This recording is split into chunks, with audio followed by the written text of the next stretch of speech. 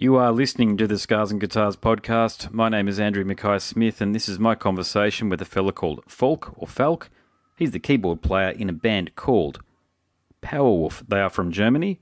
The reason for the conversation is to promote the band's brand new releases. There are 3 of them. I hope I can get this right quickly because I've closed down my browser that had everything open. What have they got? The studio album is called... Where is it? God, do you think I'd be more organised than this? Jesus. All right. I can tell you what the covers album is called. It's called Communio Lupatum, but what they've done is they've got other bands and artists in to interpret their music, that is Powerwolf's music, and the way that they saw fit. Haven't had a listen to it yet, but I'm sure it sounds fantastic. And the name of the studio album, I've got it, is called The Sacrament of Sin. So what they've done is they've got that album, and then they've got a symphonic interpretation of that album too. So if you're a fan of the band... there's a veritable plethora, love saying that word, plethora of releases in market in 2018 from the band. Something else to mention too, I think the language barrier played a bit of a role in Falk misunderstanding my very long questioning. Sometimes I can be a bit long-winded, but that's because I'm trying to get all of my goodness into the questioning and give an artist an opportunity to respond in kind. Anyway, all good. I want to take him up on that offer of a beer that you'll hear through the conversation. He's a good bloke. It's a very good conversation. Hope you enjoy it. Here he is, Falk from the band Powerwolf. Falk, welcome to the show. You are the keyboard player in Powerwolf, probably one of the many hats that you do wear in the band, and you do have a brand new album out. Well, it's not so much an album as it's a blockbuster release, so there's a covers album that features other bands covering your material. There's a symphony edition of... tracks that your band have recorded, and then there's also the brand new studio album, The Sacrament of Sin. So tell us all about it. Yeah, well, you're right. We have our main studio album, The Sacrament of Sin, is the 7th album of Powerwolf. And yeah, I would say this album has more varieties to the previous one. We use a lot of more instruments like theremin or bagpipe or more orchestration parts. We have our first proper ballad with Where the White Wolves Have Gone. Yep. But on the other hand, we changed the production team, the whole production team. For the first time, we worked with Jens Bogren, and I would say this Sacrament of Sin, this album sounds more organic than the previous one, but still, like Powerwolf, still a very strong and fast and hard album. And on the other side, we have this bonus album you mentioned already, Communio Lupatum. That means that 10 great bands and friends of Powerwolf covered the Powerwolf songs in their very own style. That's a real an honor. That Mille from Creator, for example, or Epica covered songs of Powerwolf. Yeah, and this is a perfect combination. But I would say, The Sacrament of Sin, it's the strongest album, I would say, of Powerwolf, because, we dared to do other things. We dared to write a song like A Demon's Our Girl's Best Friend, which is more, sounds like a hard folk song or something like that. Yeah, and you mentioned Jens Bogren again, and I spoke to Opu from Opeth. I've spoken to Miller from Creator. I've spoken to so many artists in Europe that have worked with Jens, and the guys in Sepultura as well, and all have had wonderfully positive things to say about working with him. So what's your take on working with Jens? Because he seems to be Mr. Everywhere at the moment.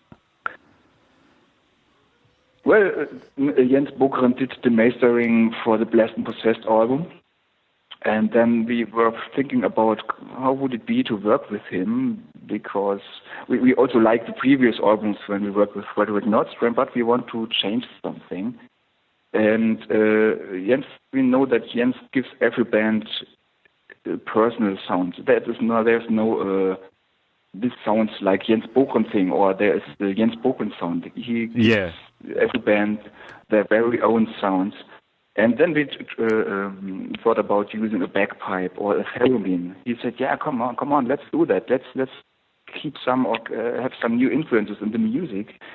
And and the mixing as well. It sounds more dynamic, and they have a lot of work with the guitar sounds and the organ sounds as well. We change a lot of or we use a lot of different organ sounds. That was really hard work, but it was worth to do that. And if you work with a new producer, it's like if you build a house totally from scratch. That means everything is new.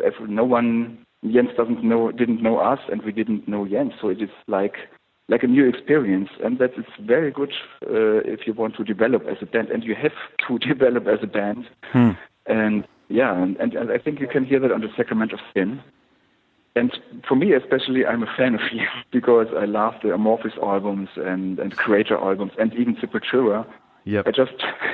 A few weeks ago, I just met Andreas Kisser from Sepultura, and we just talked about Jens, and it's like a new input in a band, and we said the same thing, that he gives us new experiences, that we dare to do something, And for example, the ballad I mentioned already, we never thought that we will make a ballad. But on the previous album, we also had this bonus album for the Pleasant Possessed album when we covered other bands. And then, for example, we covered Sabotage, and we used the piano, or I used the piano, and Attila was singing to it, and fits so good. And we are huge fans of some cheesy ballads, I would say. And and we recorded it, and Jens said, "Come on, that's great, that's huge. Come on, let's do that. Come on, we'll do this orchestration thing a little bit more. We raise the organ here. We feature the voice in this case." So, that was a beautiful work, and and we love the result. We are really happy about it. Yeah, cool. And look, you just mentioned something really interesting there. I didn't realise that you guys had covered Sabotage in the past, and they're one of my faavorite all-time bands, actually. Yeah, we did. Yeah, John... Gary Moore and Amon Amarth we covered, and we did Sabotage, Ash of Thorns. Right. Yeah. It's a completely different approach for doing that, because we never thought that we can play a hard rock song, I would say, or heavy metal song like Ash of Thorns, and that it sounds like Powerwolf. That was a good experience to have, that we can do something, and in the end, it sounds like our trademarks are, like Attila's voice, like my organ playing, like the guitar melodies or something like that. Yes. And we are thankful that we did this bonus album from the last album, because it gave us some new experiences. Hey, tell us about the orchestral album. What's that all about? Is that a cover album as well, or is that just your own tunes being reinterpreted? No, that's the Sacrament of Sin album in an orchestral version. We worked for the first time with Joost Vandenbroek. Okay. He also did the orchestration for Epica and Arian. And there were so much orchestration parts for this album. And when we mixed the album, we had to decide what can we feature here, what can we do here, because we consider us as a heavy metal band and not as a symphonic metal band. That means that sometimes you have to leave out the orchestration parts.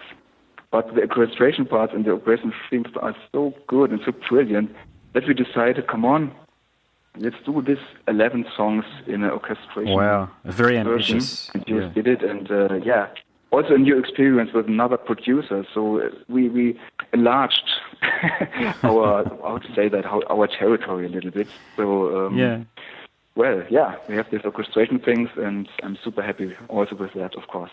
Well, that's cool. Look, to be honest with you, I'm yet to hear it, because all I've been given is a stream of the Sacrament of Sin. But look, one thing I will say is a lot of the time these orchestral albums can go very wrong, to be quite frank. Now, this is my opinion. The Metallica album S&M is terrible, and Manowar's releases from the past almost 15 years have been almost unbearable. But how did you go about, tailoring it for the metal audience?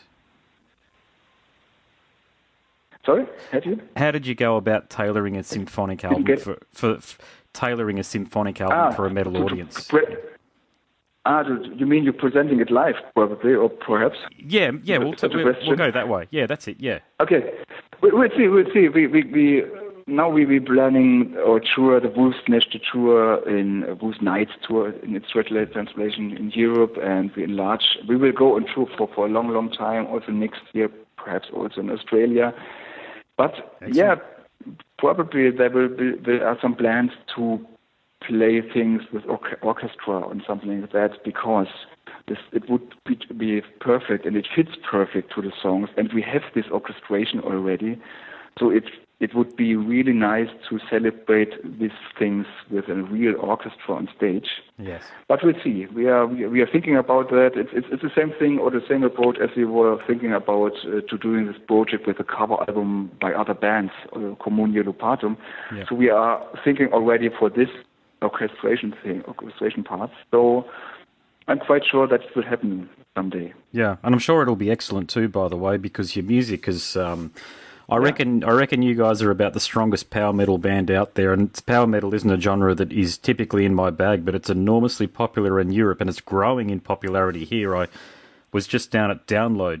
In Australia, we had the Download Festival finally make it to our shores, and Sabaton pulled a big crowd. So is there any chance that you guys could come down anytime soon? We are planning it. We're focusing now on Europe, but there is the next year, and there are a lot of plans for touring. And yeah, I said to our booking agency that we really should go.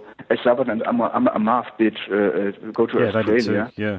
And our friends in Elstorm also are very often in Australia, and everybody told me it's great to play there. And to be honest, I'm addicted to play live, so Cool. I want to play the whole of the year. So there are plans doing live shows in Australia, and I would really like to do it because I was never been there so far. Well, we'd love to have you here. That's for sure. So, Yeah. Then we will drink a beer together if you want.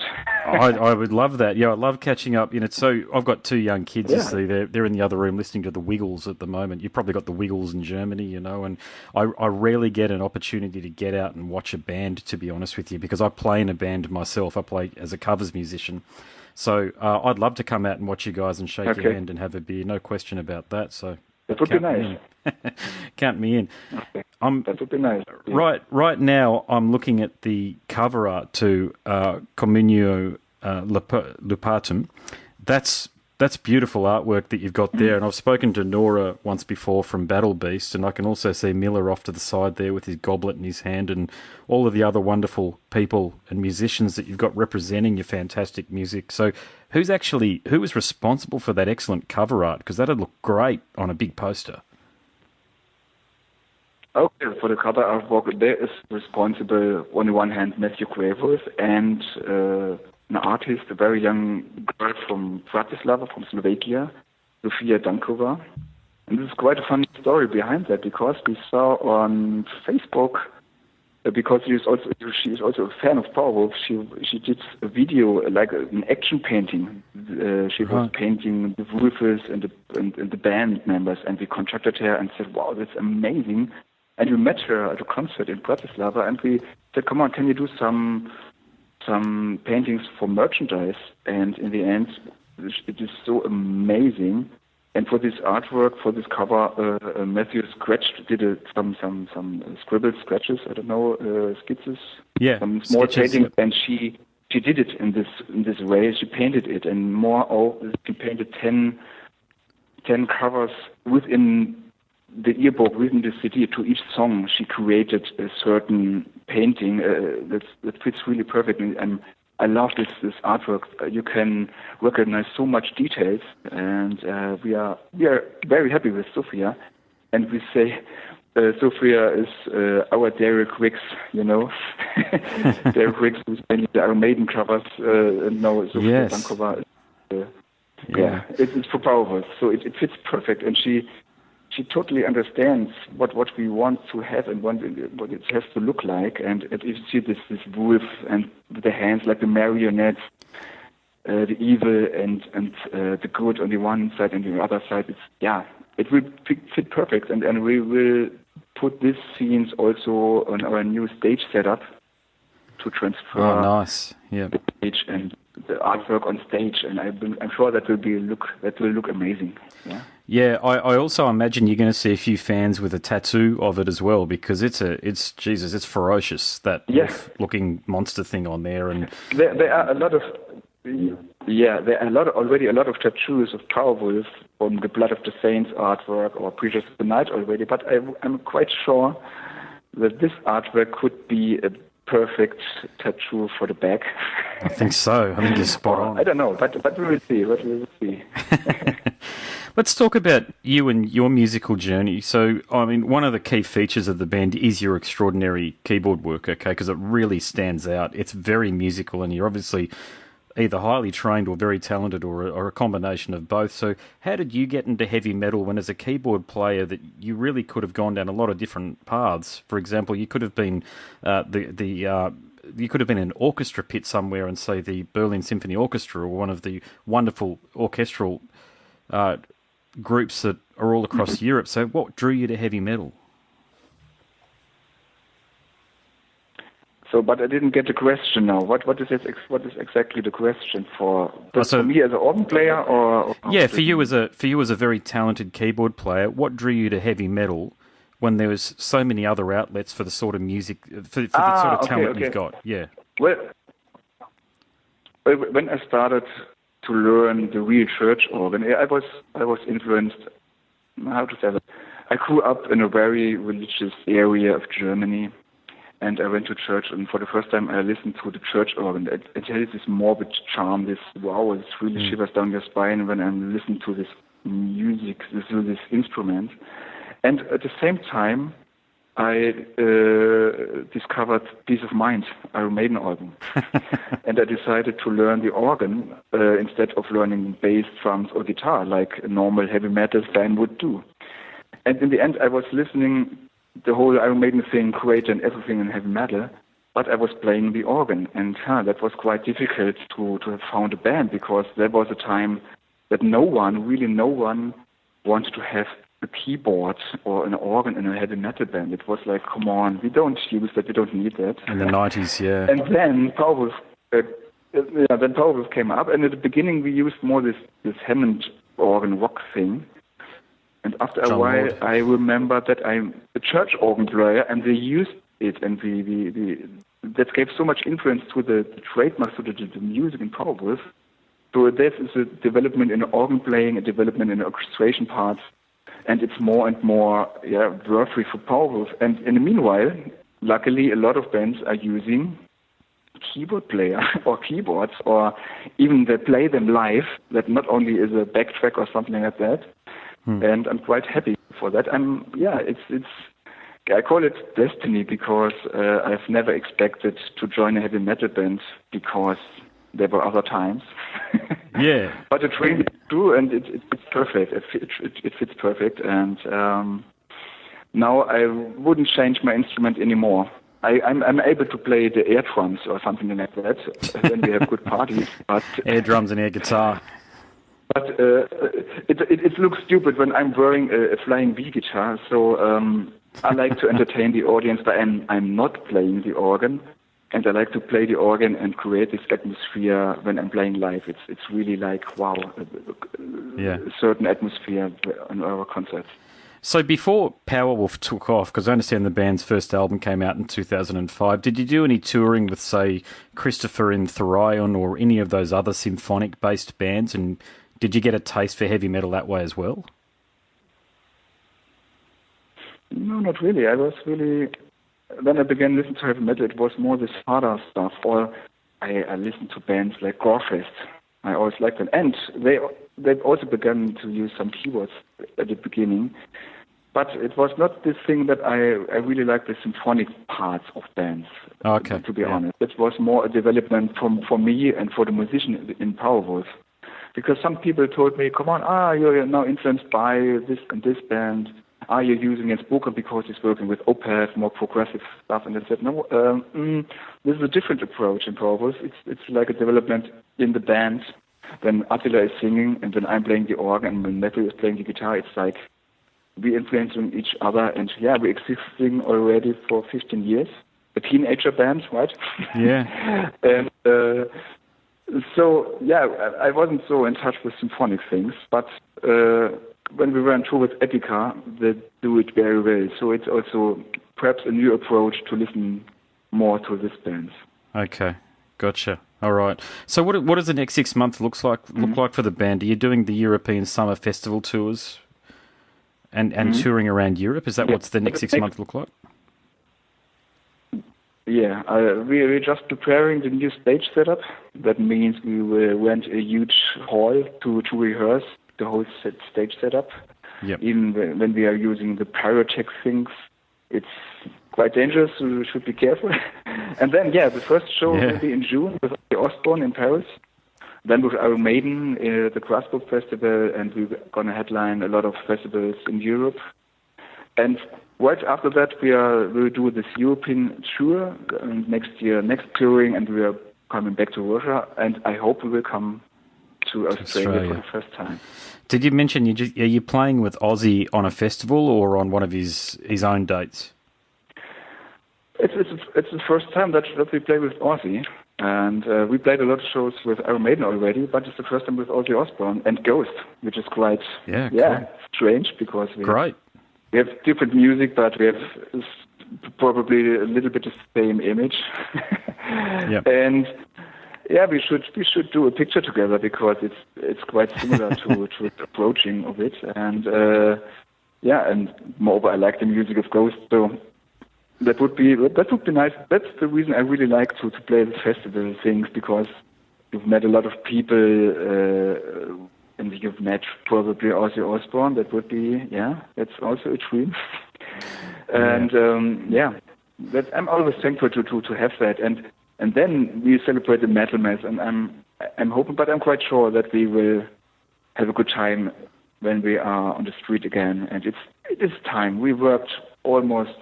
We wrote 1 year for the new album, and we recorded it over and a half of a year with the pre-production thing.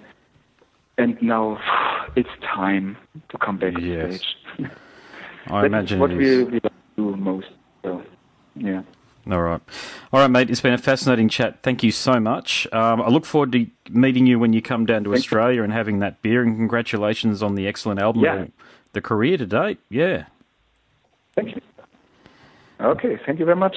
No worries, Falk. All the best, mate. Catch up with you. Bye-bye. Okay. See ya. Okay, bye. You are listening to the Scars and Guitars podcast. My name is Andrew Mackay-Smith, and that was my conversation with the keyboard player from the band Powerwolf. His name is Falk. Thank you so much for listening.